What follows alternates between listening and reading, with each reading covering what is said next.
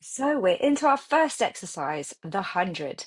Pilates called this the introductory exercise, and really the purpose of it is to warm the body quickly and to get into the important work of improving our breathing. Our lungs act like bellows, drawing in fresh air and pressing out stale air. We're also working our abdominals and our powerhouse and lengthening the spine.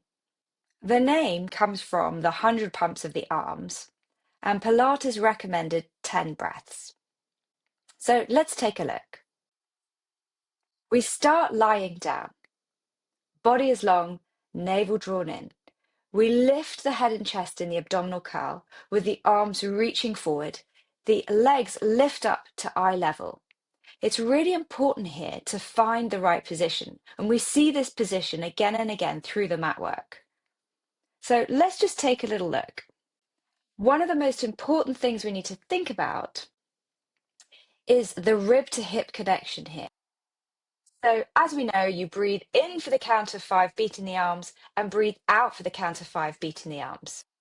And really, what we want to think about is this section here being deeply imprinted. We're trying to keep the head as still as possible. So we're challenging our stability with the movement of the arms. We've got wide collarbones, the breath is full, and you really need to think of pressing all of that air out. So with 100 beats, we quickly warm the body. And interestingly, Pilates tended to give beginners this exercise, but rather than modify it with bent legs or head down, he would actually just get you to do less reps. So you would maybe do 1 cycle of breath or 2 cycles of breath. So that's something to think about when you're giving it to new clients. Are they able just to go into the full exercise and just do less? That way, we're really starting to capture the full exercise. As the prime aim of this exercise is to focus on breathing, we need to make sure that our clients have really got that. So here is a way using a band just to get that thoracic Pilates breath. And remember, this Pilates breathing is not the same as the breathing we do in everyday life. Because we're keeping the abdominals drawn, we need to make sure that they've really got that. So by using a band, it kind of acts a little bit like a muscle does. And when you breathe in, the ribs expand and you can use your arms to pull the band closer as you exhale, keeping the abdominals drawn in. If they can't do this in this position, there's no way they're going to be able to lie down with their legs up and keep their abdominals in. The next thing we could be doing is obviously lying on the back. Put the thumbs around the back so somebody gets to hold onto their whole rib cage and feel how that breath goes into the side and the back of the ribs. And also we're watching to try not to breathe deeply into the chest. So not easy for me, certainly. And then we can look at moving on from there, getting somebody to beat the arms and breathe in for 5 and out for 5. Now, this sounds fairly straightforward, but for somebody who's never done Pilates before, it's quite a lot to think about already, particularly as we're learning not to belly breathe, but to really fill and expand our lungs, and most importantly, empty the lungs. When somebody's got that, we could maybe look at adding the curl up. So again, the position of the curl up is really, really key here. I see a lot of people who just have their head lifted up off the floor, and that's not what we're looking for. We're looking for this thoracic curl and the upper ab curl. And at the same time, we want to keep the collarbones really wide. And as I mentioned before, really, we're looking for rib to hip connection. So if I just get out my little pen, and I'm not really doing it brilliantly here because you can see the little bulge in my tummy, but this is the part that we need to be imprinting. That doesn't mean we lift the tailbone. The tailbone's also down, but we really need to anchor through the abdominals. We're trying to make sure that even in this variation, there's no movement of the head. So really, you are totally still apart from the beating of the arms and the inhale and the exhale. So I actually like to start teaching most people this exercise with their legs straight. If somebody's got low back problems, that might not be possible, but if they don't, have the legs straight. That's how we're going to be doing the exercise eventually. You can still practice the breathing with the legs straight and hands around the ribs. And then we can look at adding a curl up. with the arms alongside the body, with the legs reaching forward. Now, the legs are not only reaching forward, they're pressing down onto the mat. And that's really important because we're thinking already of the heel to seat connection. And I'll talk about that more later on. So here again, just like in the previous version, this modification is with the arms beating, the legs pressing down, and the abdominals drawing right in. So I would give this version to advanced clients even. It's quite a good challenging startup. Another way we can get people to practice 100 is with the knees curled deep into the chest. Now, a little note here. A lot of the exercises in Pilates these days are done with a tabletop position. So that would be with the legs sort of like this shape. Now, that's not something Pilates did, and that's not something I do either anymore. I try to let the heels just drop down, and I bring the knees all the way in.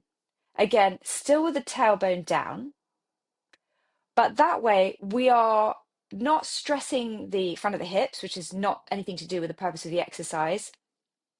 And we're able to actually focus on the connection of the abdominals and how the back is in contact with the mat. So in this version here, we get the clients to bring their knees all the way into their nose. They beat their arms as they did in the previous versions, but on the exhale, try to get them to pull their knees even closer in towards their nose. It doesn't matter if the tailbone lifts a little bit, but what you really want them to do is use that exhale to press the abs in towards the floor. And you can see here the tabletop position is nowhere to be seen. This is knees to nose. Moving on from there, we could have clients extend the legs up towards the ceiling. Now, the legs are in turnout and the legs are active. So even though they're pointing up towards the ceiling, you really want to engage the quads. You want to engage the inside thighs. And you want to think about the opposition of the tummy drawing in as the backs of the legs reach away. Collarbones are still wide, and we're focusing on the inhale and the exhale. So this is a way to connect your heel to your seat. And this is something we'll talk about a lot throughout this course because it's a really integral part of connecting your legs to your center and feeling the powerhouse work from the base of the hips all the way up to the base of the shoulders. I use this prep a lot, and you could do the same thing with a ball.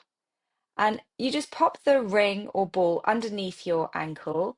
I like to get people to just place their hand underneath their butt cheek to start and maybe soften the knee slightly. And you press down and you lift up. And as always in Pilates, it's not like an on-off. You're going to resist the ring coming back up as well. And we're trying to find where the hip meets the leg. And by doing that before this exercise, we learn how to support the legs when we're in that 100 position. So here we have both of the legs on the ring. We want to try and really control the ring or the ball or whatever you're putting pressure on in both directions. And being careful as you do this not to let the tailbone lift up. So then from there, you can practice your 100 and try not to let the ring bounce.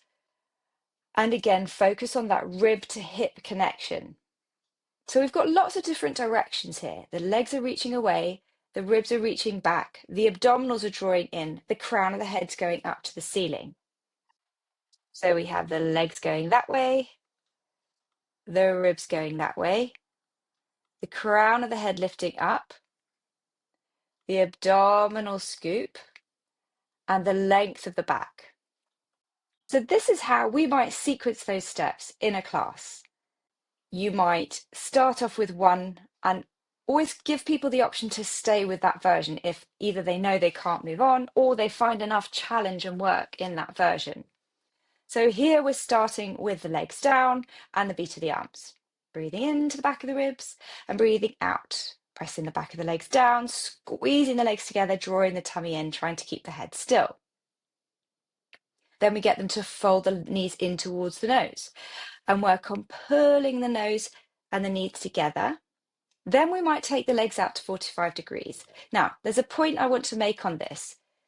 This doesn't feel like the full exercise. And for me, it's much harder to find those connections. When the legs are a bit lower, your glutes, the backs of your legs automatically switch on to hold them up. When they're at this 45-degree angle, the tummy tends to take over and the legs, the back of the legs might switch off a little bit. So I don't really like to teach or do this version. And then the final version in this sequence would be with the feet just at eye level. So here's how we might look to advance the 100. And just bear in mind, there's no need to advance the 100. The exercise is in and of itself perfectly good. But sometimes we might like to vary things or give advanced clients a little bit extra challenge. So one way would be with the lifting and lowering of the legs. And obviously, just like with double leg stretch, we want to make sure that we're really imprinting the abs when we do this.